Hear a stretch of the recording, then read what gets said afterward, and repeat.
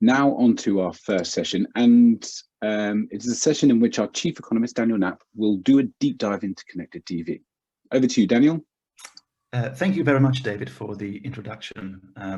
I want to just give you a whistle-stop tour of the state of CTV advertising in Europe, and hopefully provide a foundation for the next panel to discuss the key opportunities and the main issues that this industry is currently facing. I deliberately called my presentation "Making a Market." It is pretty clear from David's statistics that there is a lot bubbling underneath the surface. Many vendors, many publishers are seeing tremendous growth in CTV, spurred by the pandemic. However, we also see that the narrative so far on CTV has primarily focused on the US so far. US statistics, US growth projections. Europe is quite a different animal. And making a market means to me that the potential for a mass market is here, but it's for us, for the industry, to really make this happen. Because this market isn't self-evident. We need to work together to really fully unlock the potential. What is this potential? And I quickly want to show that to you by doing a quick history lesson for all of us. I took here US data to show long-term ad spend by medium. And I focused on the US because luckily we have archives of ad data going back to just the end of the First World War. And we can really see how in the 60s here, when the rise of the consumer class came, when FMCGs, when automotive companies started seeing citizens or people primarily as consumers, you could see also with that an explosion of television advertising. And the rise of TV and the rise of consumer society, which has brought a lot of growth and wealth throughout the 20th century, has been inextricably linked, which means we are not talking about with CTV the transformation of any other old medium. We're talking maybe about the primary medium which has defined the consumer society in which we live in now. I deliberately stopped this chart here at 2007, which is before really we at IAB Europe started to chart the growth of the internet. And let's see what happened in the meantime.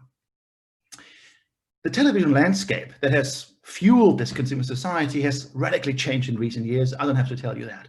But just to see how fragmented and how multifaceted it has become, let's have a look at this map. Globally and locally, very different players now competing for consumer attention, whether it's paid for or SVOD based. Now, and nearly every week passes with new announcements. So this week we saw the launch of Google TV, and also in the UK, Planet V, the new programmatic ad initiative from ITV, which has been in the making for a very long time, and finally is available in the market.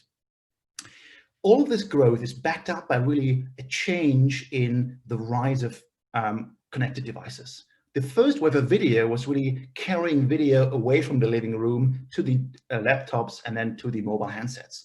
And now we're seeing kind of the whole wave coming back, and we're seeing the digital infrastructure, connected devices, recolonizing the living room, which means although the majority of connected devices today are smartphones, the growth in this category is primarily coming from smart TVs, set-top boxes, game consoles, and so forth. So the living room becomes the new battleground for consumer attention, thus also disrupting television. And indeed, if we look at smart TV shipments, this of course isn't the entire installed base, but it provides a precursor to what the installed base looks like. We're seeing that smart TVs are rapidly becoming the default, providing a completely new ability to provide advertising and consumer engagement.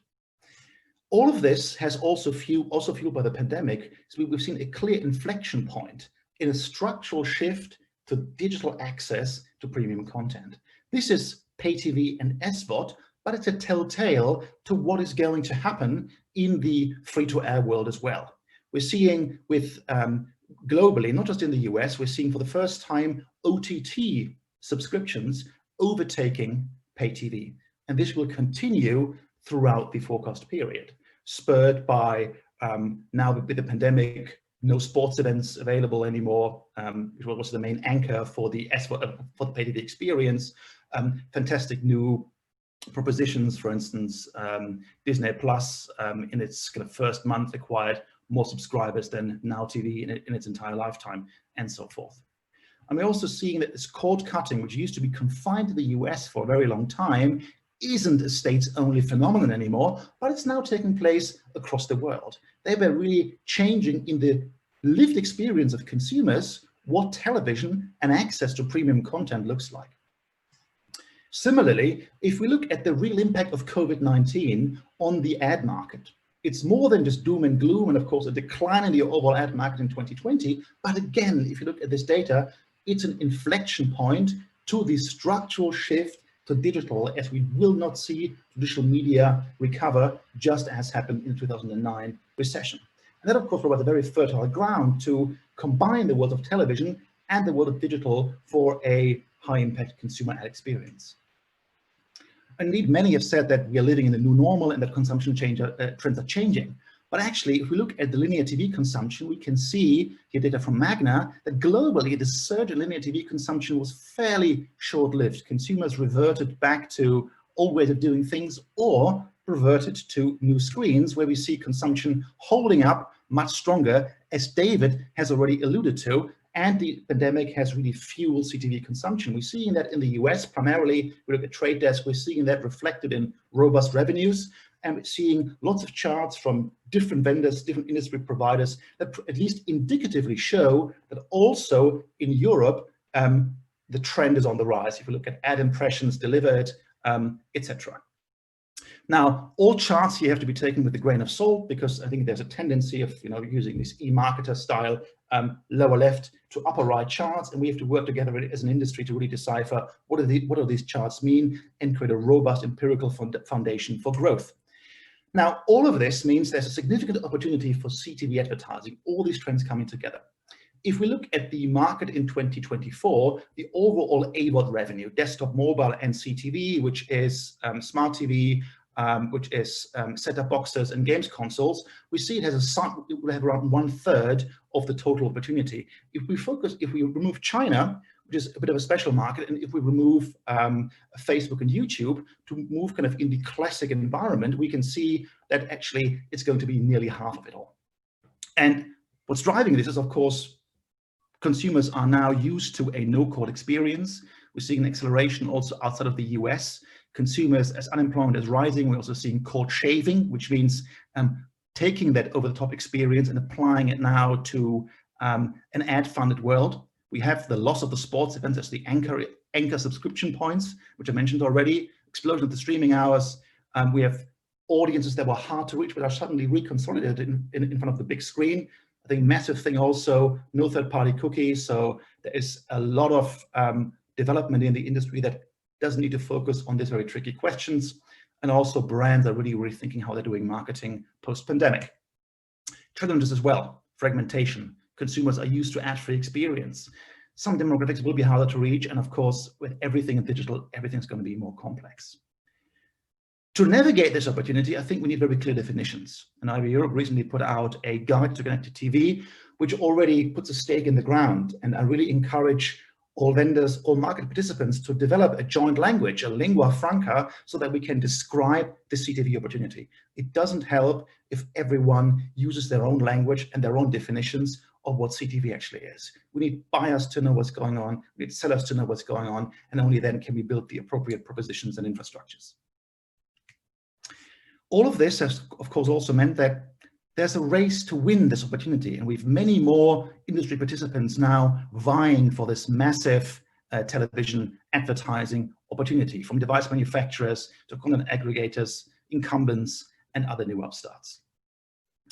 I think a remarkable thing in Europe is, if you look at the size or the distribution of the TV ad revenue on the left side and digital advertising display here, banner and video on the right side, you see a much lower concentration of spend in the top markets, which means we have a lot of large television markets in Europe waiting to be innovated, in a sense, that are not just the UK and not just Germany, which means there's a potential to reach new audiences, to tap into a very large market beyond the top 3 or beyond the top 5 markets. There are, of course, barriers, and many of these will be known to you. These are US-centric barriers, which of course also apply in Europe: high CPMs, data integration, and so forth. typical pain points for any emerging media channel that we also had at day one of programmatic. But there are some specific challenges to Europe as well, which we as a European industry need to solve. Who are the buying and selling responsibilities? That varies a lot between market and between provider. Where do we get the inventory from? We have to realize Europe isn't a single market, although we use the EMEA term very often, but very locally specific, with specific trading cultures, market configurations, and it's a one-by-one approach. We need to really be embedded in the markets to understand what's going on and help transform it. Data is an issue, and of course, regulation as usual as well. I think a key thing with all of this is, and also mentioned this robust empirical basis, how do we measure CTV? Is it TV native, if we talk about GRPs, is it digital metrics and so forth, or is it something in between? And I think if we look at the development, we've got broadcasters, we've got digital natives coming together. CTV currently has some kind of what I would call a bicultural identity. It's like in Germany, when you grew up on the eastern and the western side of the Iron Curtain at the same time. And we have to resolve this and bring these worlds together. And I know as a German that unification is a very long process that can take, hopefully not 20 years for this ecosystem here. What's also clear is that we see a lot of statistics in this industry that have a vested interest. For instance, if we look at the data that I also recrunched, the Magna data, and compare that to what other industry associations or what markets are putting out, we don't always see things adding up. So we need to stop this battle for interpretation and of gatekeeping and really work together to build this empirical foundation so we know what we're all talking about. This will be more beneficial to the industry than just relying on short-term business objectives. I think a key narrative in this is, if you look at the incumbents in Europe, collaboration and innovation has been a key theme. You've seen for a very long time collaboration in the new television space, if you will. But many of these first initiatives, as you see here blurred out, have been shot down by regulators. We've since seen an explosion of activities from streaming to joint investment to advertising and content. And if you look at the right of this chart, you can see how this gets denser and denser. And I think this is a great seismograph for really the potential that everyone in the market sees for CTV, be it for streaming, be it for pay TV, be it for advertising purposes. And we're also seeing, of course, new approaches that aren't really collaboration, but more about aggregation and market access, like for instance, Sky AdSmart with very different partners, or the new ITV initiative launched just yesterday, I believe. For us as an industry, and I see many ad tech players here on this call, we know from our recent study in IAB Europe that over half of video ad spend is now transacted programmatically. And the question is that happening with CTV? Well, we are in a supply constrained market still, so it's evident that there's very little, if no, premium inventory on the OMP.